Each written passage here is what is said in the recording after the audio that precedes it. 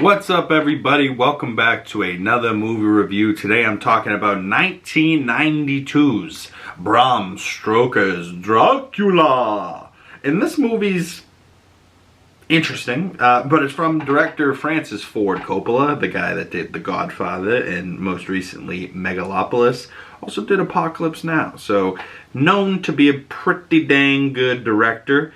And this movie has some pretty good scores, but for me personally, I thought it was a bit of a snooze fest. I don't know if I'm just not into Dracula, or maybe I just missed something, so I was just confused. But tell me if I'm wrong.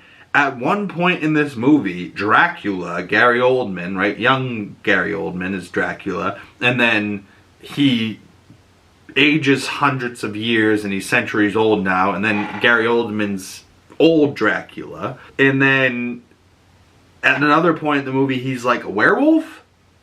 Like maybe I need to give this one a rewatch. But to me personally, I was not very interested in what was going on, and it just didn't tickle my fancy at all. Maybe I'm just more into werewolves this Halloween season. But I've watched some Dracula ones, and this one personally just did not do it for me. Although Anthony Hopkins, being Professor Abraham Van Helsing, was great. And Keanu Reeves for a second was fine, but then they had Keanu Reeves with the worst haircut possible. He had like this coconut dome, and then they made him get old, so then he had gray hair, and it's like, he's still like, at this point, 92, he's probably, what, 20? You know, like, poor Keanu, they gave him the worst haircut possible.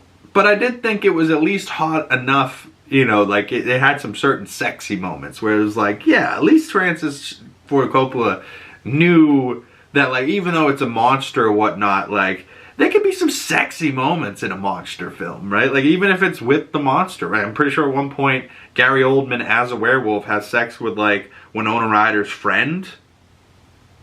I'm pretty sure. But, like, he's a werewolf. I thought he was Dracula. Dracula can be turned into a werewolf. I don't know, but there was one part in the movie where they had him as a practical man-bat vampire. That looked pretty cool.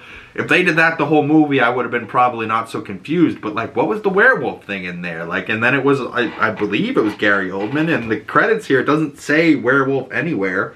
I don't know, but they had Tom Waits as Renfield too, so now it makes me want to go see that Renfield movie with Nicholas Hoult is Renfield and Nicolas Cage is Dracula. But then I also heard that Nicolas Cage is doing a Nosferatu movie where he's playing Dracula, or maybe that's false. But you know, comment below if you've heard anything about that. I also know Nicolas Cage is doing the Spider-Man Noir TV show right now for Amazon Prime, which interesting. Noir in 2024, cool. But like I said, for me, most of this movie was a snooze fest, and 127 minutes, so a little bit over 2 hours, 92. You know, it holds up pretty decent, right? Like, there's some great shots in this and some great makeup, but like, you stuffed Gary Oldman and you painted him white and gave him a terrible haircut and just gave him this red robe, and you're like, okay. You know, and the dialogue wasn't all that great, but the, you know, actors are still fine enough that you stuck around, like young Winona Ryder in here. You're like, yeah, sure, I'll stick around, but I don't know if I'm enjoying this, right? So I got to the end of it and I was like, yeah, sure, there were some parts that I liked, but overall, I did not like this very much. So I gave it 2 out of 5 stars, about a 4 out of 10 for me.